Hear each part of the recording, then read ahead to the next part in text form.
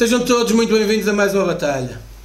Hoje vamos fazer o balanço de algumas derivadas do campeonato e fazer também alguns alertas sobre aquilo que muitos parecem já estarem distraídos.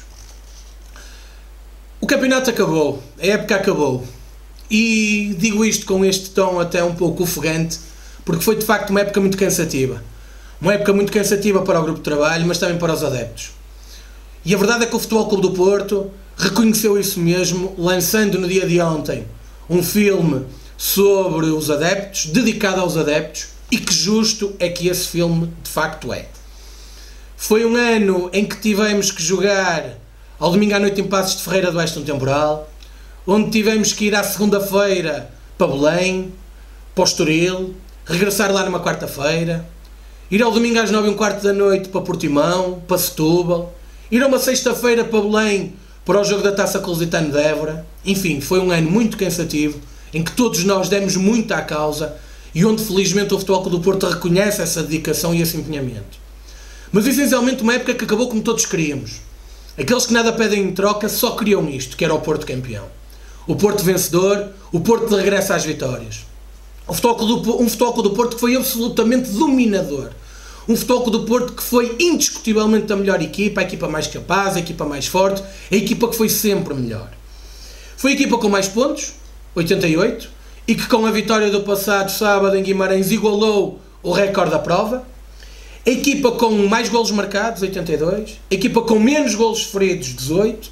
Inerentemente a equipa com a melhor diferença de golos marcados e sofridos, 64. Portanto, quando se marca mais golos que os outros, quando se sofre menos golos que os outros, quando se faz mais pontos que os outros, é indiscutível. Fomos também a equipa com mais vitórias, 28, e a equipa com menos derrotas, apenas 2. Perante este cenário, apenas os mentecaptos, os cartelhados e os burros podem pôr em questão a vitória e a soberania desta vitória, a indiscutível justiça desta vitória. Só que são tão ridículos, tão mentecaptos, tão descarados, que tentam-se agarrar a tudo e a mais alguma coisa. Primeiro, agarraram-se aos festejos de Gonçalo Paciência e de Sérgio Oliveira pelo facto de terem agredido barbaramente um peluche que era um polvo. Reconhecendo que são o polvo, reconhecendo que são eles próprios os dominadores de um polvo e quiseram atacar os jogadores do Futebol Clube do Porto por isso. Agora vêm com supostos cânticos insultuosos para com a instituição Benfica. Bem, eu não sei se cantaram, se não cantaram, parece que há gravações sobre isso. É uma coisa que a mim passa um bocadinho ao lado. E passa-me um bocadinho ao lado, porque nós, para falarmos de alguma coisa, temos que ter moral para falar das coisas. Que moral tem um clube que desejou no seu canal a morte a Jorge Nuno Pinto da Costa caso o Futebol Clube do Porto fosse campeão? Que moral tem um clube que teve um presidente que chamou ladrão a Pinto da Costa? Que moral tem um clube que não honra a memória de árbitros falecidos, como é o caso do pai de Artur Soares Dias? Que moral tem um clube que tem adeptos que matam, sublinhe-se, que matam adeptos de outros clubes, e que depois a instituição se faz representar nos aniversários desses clubes e ainda se dá o desplante de perguntar o que é que esse adepto falecido estava a fazer àquela hora no Estádio da Luz, não estivéssemos nós a falar da faixa de Gaza? Que moral têm estes senhores para falar de momentos de eventual insulto ao Benfica? Eles que sempre insultaram o Futebol Clube do Porto. Eles que sempre puseram em causa as vitórias do Futebol Clube do Porto. Eles que durante anos a fio disseram que nós só ganhávamos porque comprávamos árbitros. Eles que durante anos a fio quiseram pôr sempre em causa o nosso mérito e o nosso valor. Eles que durante anos a fio insultaram os nossos jogadores, os nossos treinadores, fizeram emboscadas às nossas equipas de hóquei patins. O que é que estes senhores querem? Mas estão a falar de quem? Pensam que nós não temos memória? Pensam que nós chegamos agora aqui? Não. Nós temos memória. Nós temos memória de um treinador sonso, que não lhe cabia um feijão num determinado local que eu cá sei e que agora demonstrou a sua pequenez no passado domingo pelo facto de apenas por ter conseguido o segundo lugar já se dá ao luxo de dizer que não dá parabéns a quem o maltrata. No Futebol Clube do Porto ninguém o maltratou, pelo contrário. Houve a grandeza de um treinador que, quando entendeu que se excedeu, pediu desculpa. Já era essa gente pedir desculpa, recordem-me lá quando é que o fizeram. Mas, meus caros amigos, como eu já disse na semana passada, o que importa agora é o título de 2018-2019. E uma das coisas que temos que ter muito claro é que o polvo não foi abatido. O polvo está vivo. O polvo está vivo, deu de si nesta época, mas demonstrou que está lá. E vamos-vos dar aqui 4 exemplos disso mesmo. Uma das narrativas à volta da vitória do Futebol Clube do Porto neste campeonato é à volta dos penaltis. Meus caros amigos, à volta dos penaltis. E aqui vemos que o polvo está vivo. O Benfica terminou o campeonato com 11 grandes penalidades assinaladas a seu favor. 11. O que significa um penalti a cada 3 jogos. Em cada 3 jogos o Benfica teve um penalti a seu favor. Já o Futebol Clube do Porto teve apenas 5 grandes penalidades assinaladas a seu favor ao longo da época toda. Menos de metade. Um penalti a cada 7 jogos. A cada 7 jogos. E só na primeira volta o Futebol Clube do Porto teve 11 grandes penalidades não assinaladas a seu favor. 11. Portanto, vejam se há ou não há polvo. Vejam a narrativa que está criada por estes senhores e vejam se nós não temos que continuar alertas e denunciantes face tudo aquilo que está a acontecer. Depois a outra narrativa é de que o Futebol Clube do Porto não teve grandes penalidades assinaladas contra si na época em curso. É verdade. Este ano o Futebol Clube do Porto não teve grandes penalidades assinaladas contra si. E quantas teve o Benfica? O Benfica teve uma grande penalidade assinalada contra si aos 93 minutos do jogo em Guimarães, quando o Benfica vencia por 3-0. Repito, o Benfica teve uma grande penalidade assinalada contra si aos 93 minutos do Guimarães-Benfica, com o Benfica a ganhar por 3-0.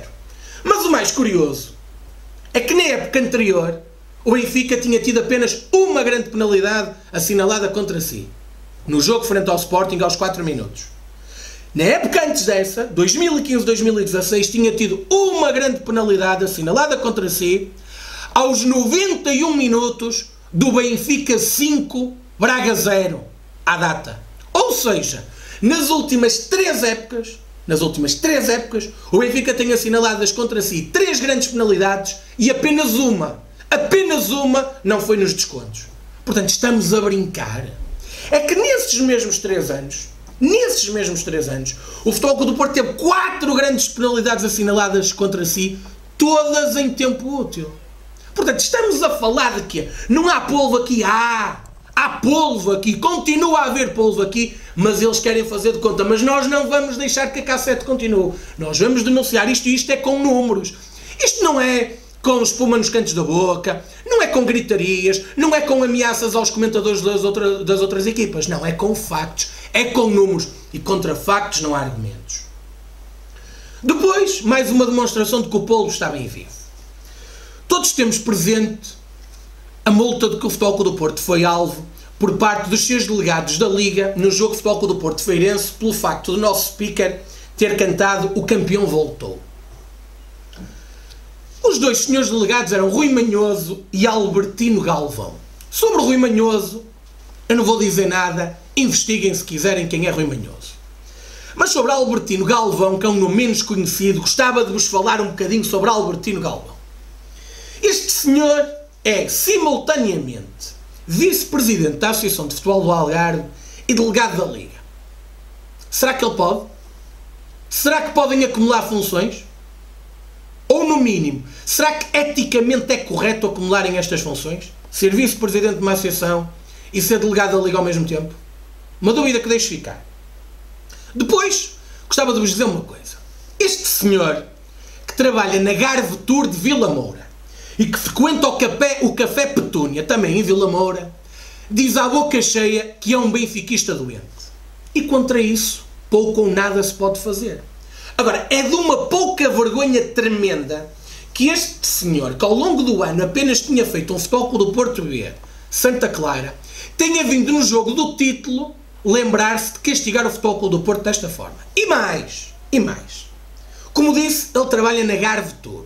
Sabem quem é o proprietário da Garve Tour? O proprietário da Garve Tour é o Sr. Reinaldo Teixeira, responsável máximo dos delegados da Liga e presidente da Assembleia Geral da Associação de Futebol do Algarve.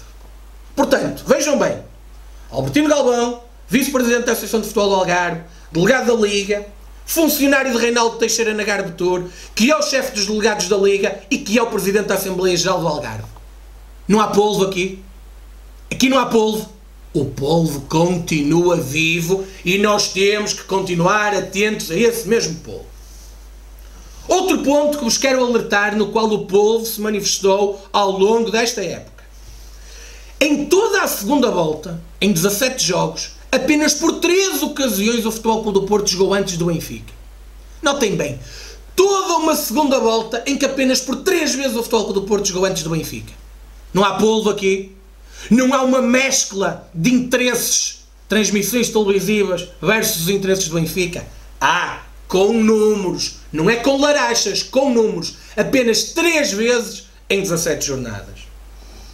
Outra questão, o que é que aconteceu ao árbitro Luís Ferreira, que não apitou o Benfica, nem foi vídeo-árbitro de nenhum jogo do Benfica? O que é que aconteceu com isto? Foi vetado? Foi vetado para apitar jogos do Benfica? Foi vetado para ser vídeo-árbitro de jogos do Benfica? Outra dúvida que fica. Da mesma forma que fica a dúvida da razão pela qual os 2 melhores árbitros portugueses, Jorge Sousa e Artur Soares Dias, nunca foram vídeo-árbitros de jogos do Benfica. Porquê é que será que isto aconteceu? Outra dúvida que fica, até porque do quadro de 22 árbitros da primeira categoria, apenas 14 foram vídeo-árbitros de jogos do Benfica. Porquê? Por que razão em 22 árbitros apenas 14 foram nomeados para serem vídeo-árbitros de jogos do Benfica? Dúvidas que ficam, alertas que ficam, para não pensarmos que o polvo está morto. Uma nota final. Fiscais de linha. Eu diria que o lance mais escandaloso do campeonato foi aquele golo anulado a Herrera no Futebol Clube do Porto Benfica da primeira volta. Foi um lance escandaloso, foi um lance onde o Sr. Fiscal de linha das duas uma. Ou é incompetente ou usou de má fé. Como nada me pode levar a crer que ele tenha usado de má fé, eu tenho que acreditar que ele é incompetente. Se é incompetente, não pode fazer parte de equipas de arbitragem da Primeira Liga. Agora, o que eu achei extremamente curioso é que o Sr. Álvaro Mesquita, que esteve vários jogos sem fazer parte da equipa de Jorge Sousa, na última jornada do campeonato, tenha acompanhado o árbitro do Porto ao Marítimo Sporting. Quem é que era o grande interessado do resultado do Marítimo Sporting? Não era o Futebol Clube do Porto, o Futebol Clube do Porto já estava sentadinho no sofá. Quem é que era o grande beneficiado? Seria o Benfica. E quem é que foi o grande beneficiado do erro clamoroso, vergonhoso, escandaloso de Álvaro Mesquita na primeira volta no Estádio do Dragão? Uma dúvida que fica, uma reflexão que fica, como é que Álvaro Mesquita ainda pode ter papel ativo neste tipo de decisões? Também no âmbito dos fiscais de linha, tem sido muito falada uma fotografia do fiscal de linha Pedro Felisberto no final do jogo Benfica-Moreirense do passado domingo. O Sr. Fiscal de linha foi dar um beijinho de muito carinho, de muito amor à sua esposa que estava nas bancadas da Luz com um cascal encarnado. Isto nada teria de muito importante se nós não fôssemos ver o histórico do Sr. árbitro Pedro Felisberto. Eu não sei se já repararam, e seguramente todos já repararam, que nas equipas de vídeo-árbitro há um vídeo-árbitro e um assistente de vídeo-árbitro. Sendo que o assistente de vídeo-árbitro é aquele que está lá para ajudar nos foros de jogo. Querem que os diga 2 jogos onde Pedro Felisberto foi assistente de vídeo-árbitro esta época? Primeira jornada, Benfica-Braga. O Braga faz um golo clarinho, anulado pelo vídeo-árbitro e assistente de vídeo-árbitro por fora de jogo. Quem era o assistente de vídeo-árbitro? Pedro Felisberto. Sexta jornada, Benfica-Portimonense. O Portimonense faz o 2-2 e no famoso momento do aguenta, enquanto Fábio Veríssimo dizia aguenta, quem é que estava a analisar o lance? Pedro Felisberto. Portanto, aquilo que estamos aqui a falar é de um senhor árbitro que ao longo do campeonato teve vários lances de erros em favor do Benfica e chega à 34ª jornada e finalizado o campeonato vai dar beijinhos à bancada do Estádio da Luz. Vamos continuar todos a fazer de conta que não vemos isto? Vamos continuar a fazer de conta que não sabemos o que é que o Sr. Álvaro Mesquita faz e o que o Sr. Pedro Felisberto faz? Vamos continuar a assobiar ou vamos continuar a combater aquilo que aqui está? Até porque, e para fecho de festa, vou-vos falar também do fiscal de linha Nuno Pereira. O fiscal de linha Nuno Pereira, que costuma fazer equipa com Carlos Xistra e cuja irmã já viajou, pelo menos uma vez, não sei se várias vezes ou não, mas pelo menos uma vez, para um Benfica Sporting no famoso comboio organizado pelo Benfica. Acham lógico? Acham que existe vergonha? No mínimo, acham que existe ética quando a irmã de um fiscal de linha que vai fazer parte de um Benfica Sporting viaja no comboio organizado pelo Benfica? Uma dúvida que fica.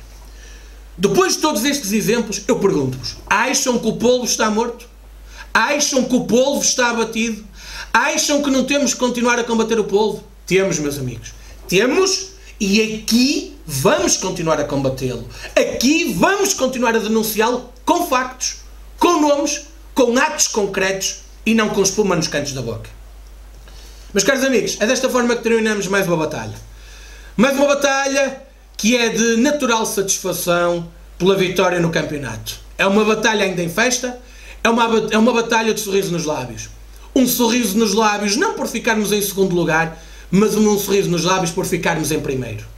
Continuem a contar connosco para esta batalha. Nós vamos continuar a contar convosco, porque conforme estamos cansados de dizer, esta batalha não é nossa, esta batalha não é vossa, esta batalha é de todos, é por todos nós, é pelo Futebol Clube do Porto.